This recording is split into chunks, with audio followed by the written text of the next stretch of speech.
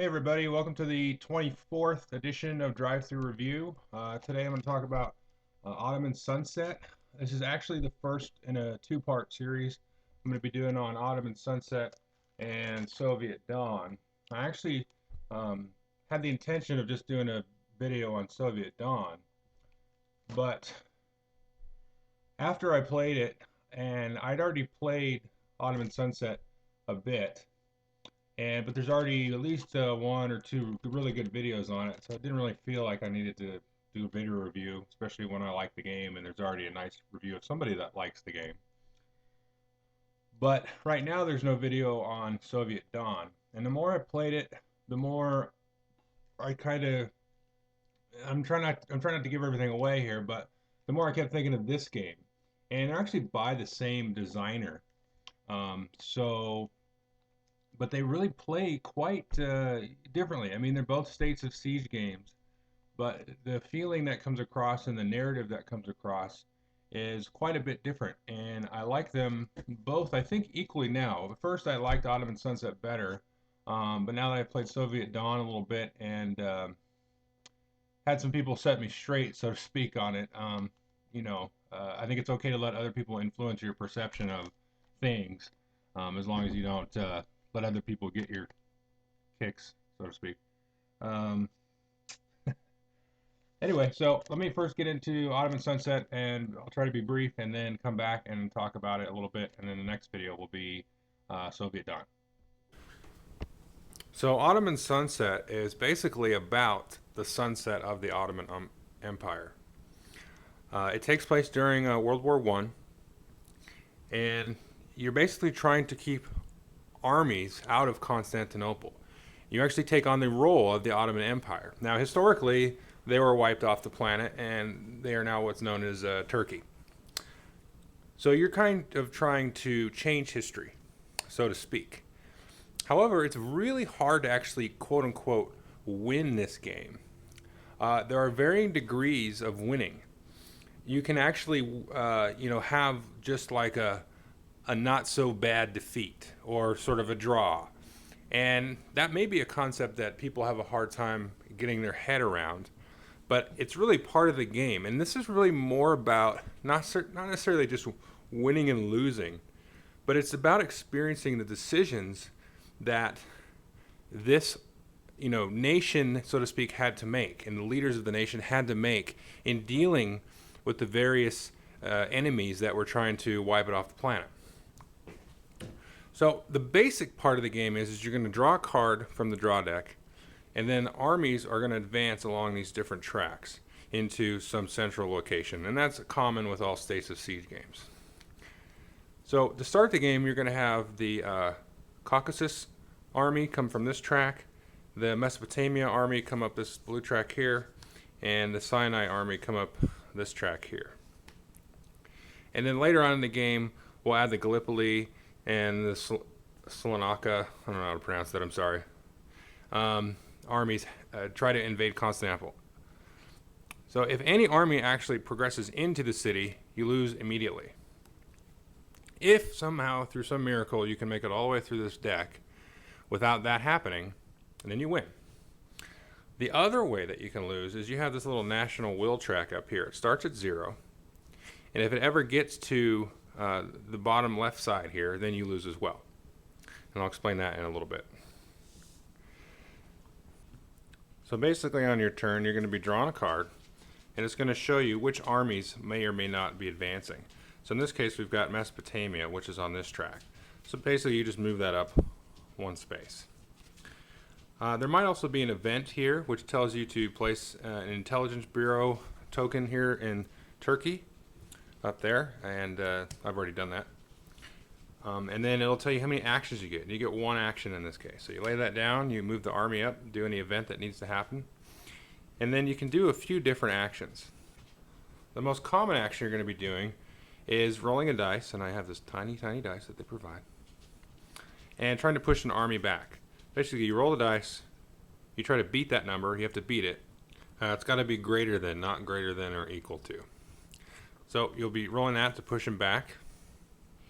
You can also use your actions to deploy minefields to the Narrows here. And at the early part of the game, the British fleet is going to come and try and capture Constantinople via the Narrows. And you can see you've already got some printed minefields in some of these places. But you can use an action to deploy some of these minefield markers here, like so. There, and you just put those in there. And basically, when there's going to be an event card that comes up here early in the game, that's going to start an event, which means this U-boat marker here is going to start moving up through these spots. And if it makes it all the way through these without being destroyed, then you lose the game. And that's going to happen always very early in the game. Now, when I say always, I don't really mean always, but the way that I play it, it's always. So, and I'll explain that in a little bit. I'm just trying to give you a general feel of the game first. The other thing you can do with one of your actions is move your intelligence marker. And what's going to happen is there's going to be coups in the game. And basically, this is sort of a way of representing the Ottoman Empire's participation in some of the subversive activities that they did against the British Empire, which really made them mad, which maybe explains why they tried to destroy them via the Navy. So you can move this DRM marker around, and what happens is when you pull, let's say here's Persia, when you pull the coup in Persia card, you need to roll to defeat that. If the marker's there, you can add the DRM. So this is a nice little aspect, is so you can sort of, as you play the game a couple of times, you'll get an idea of where these coups show up. And so you get an idea of when, it might be a good idea to move these. The other thing you can do is add a DRM marker to one of these fronts. So you've got the Western, the Navy, and the Eastern front.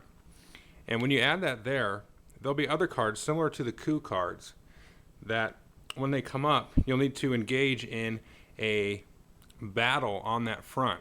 And if on previous turns you've used actions to add these, you can add a DRM to that battle if it's in one of these fronts. Now all of this is going to tie into these victory and defeat boxes. So let's say I had the coup of Persia, which I need to roll greater than a 5 to beat. If I defeat them, it'll go in the victory box, and my national will is going to go up to 1. Because remember, if it gets to the bottom, you're going to lose the game. And let's say I had fought against the Verdun front, which is in the Western Theater, and I got a victory there. So I'll move it up again. Now you want to keep this high because as these armies move in, if they hit any of these spots where a flag is located, it's going to move this down. If they get pushed out, it'll go back up. And let's say I had lost this battle against Verdun, and it would go in the defeat box. That'll actually reduce my national will by 1. Coups do not hurt you. They only help you. If you lose a coup, you don't put it in the defeat box. You just, discard it, so to speak. But they will help you. If you win a coup, they'll give you a victory and move your national will up. So you're really trying to balance the events that are occurring in front of your face every turn and trying to get a good idea of where to throw your resources and prepare yourself for later turns. Because you definitely know that you've got to deploy mines at the beginning of the game or else you're going to lose really quickly. You've got to have an idea of where to deploy your intelligence so that you can maybe hopefully score a little bonus victories with the coups to keep your national will up high. You've got to have an idea of when these fronts are going to come up and want to deploy these DRMs to beating those fronts so you don't get too many defeats and move this all the way to the left. And you want to keep your national will high so that when these come in and they are going to advance and get close to your city, it doesn't push this too low and then you lose again by getting defeated via national will. All at the same time of spending actions to keep these out of Constantinople, which will also make you to lose. Now, towards the end of the game, you're going to have to deal with these Kaiser battles. And there's going to be an event card that comes up that triggers these. And these are going to be randomly fought battles that you have to fight always, in addition to the other actions of your turn, because this is when Constantinople really just got overran and just overwhelmed. So this kind of depicts that, just, you've done a good job. You beat back Britain early on. You've been doing a good job of maintaining your intelligence and, helping with your forces, basically helping Germany in these different theaters and keeping your national will high, your resolve high, and, beating back these armies. Well, now the Kaiser battles happen, and you're just going to get overrun and blown off the map. That's history. But you can do your best to prevent that. So, and if you lose these, they're going to start contributing to your defeats, which is going to push your national will low. And if it's late in the game, more than likely you're going to have some guys floating around these flag areas. So there's a real sort of building crescendo with this game. And let me get into a little bit of how I like to play it. Now, you can play it in historical order. Okay, so this card you can see, maybe you can't see it, but this is number 1. And what's normally going to happen is you're going to have these 3 different epochs, so to speak. So you've got your morning cards there in the light blue, and then your midday cards in the yellow, and then your dusk cards in gray. Normally what happens is you're separating these into 3 different decks, shuffle all the blue cards, and then you start with the blue cards. And there'll be a card in here that tells you, okay, now shuffle in all the yellow cards. So you shuffle those in, you got some yellow and blue, you keep going, and then you might have a card that says, okay, now shuffle in all the dust cards, and you shuffle those in, and then you go and try to finish the game. So I would personally say, and not everybody agrees with me on this, I don't think, but my personal opinion is that is more of an advanced game where you shuffle these in.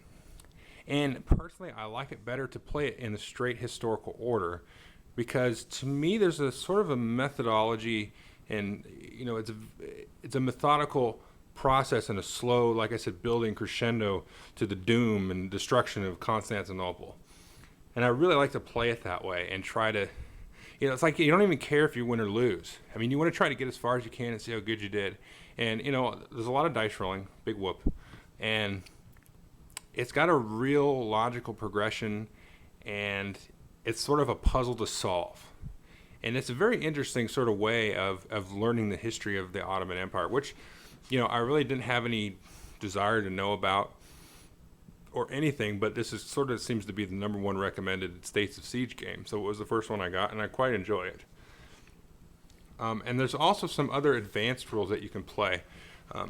If you get, there's no expansion for this one, but you can go online and print out some more optional rules, advanced rules, and a more extended example of play. And I would recommend that, especially if it's your first States of Siege. It gives you sort of a little insight into, how things are going to pace out and progress.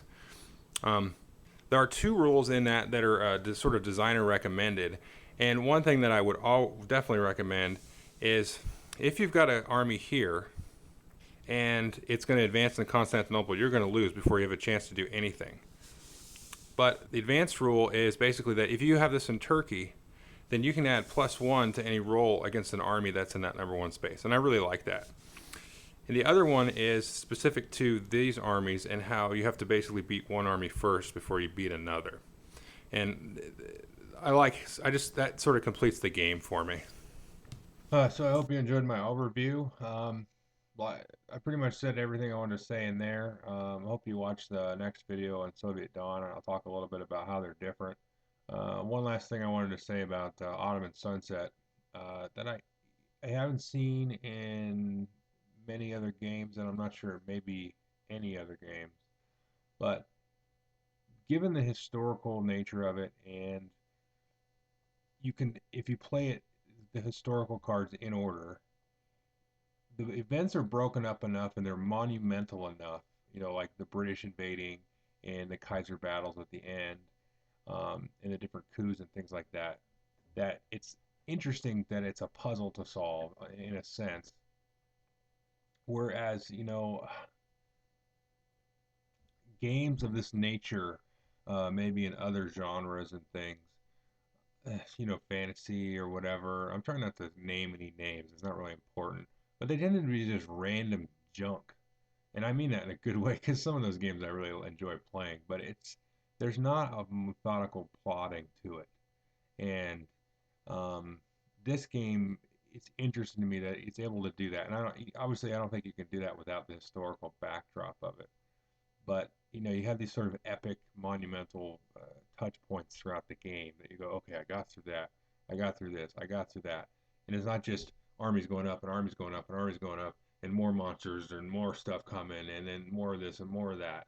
It has a real, story to it, um, without just being, you know, the gameplay doesn't change that much, but there's little widgets and things that, you know, surround the game and give you sort of these different approaches to that same overall arcing theme of Ottoman being wiped off the earth. Um, anyway, I hope that makes some kind of sense to somebody. But thanks.